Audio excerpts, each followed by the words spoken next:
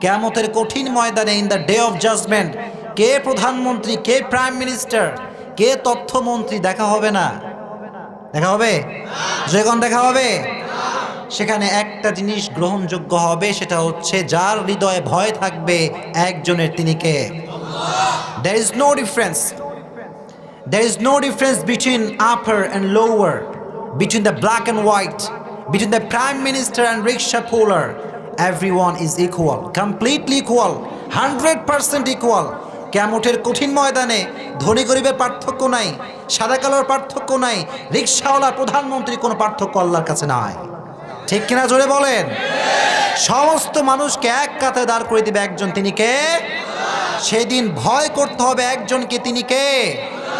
এজন্য আজকে যারা খুব গোল্লা গোল্লা কথা বলেন, যারা বলেন যে ইসলাম ধর্ম থাকবে না, বিসমিল্লাহ থাকবে না, সময় থাকতে ভালো হয়ে যান।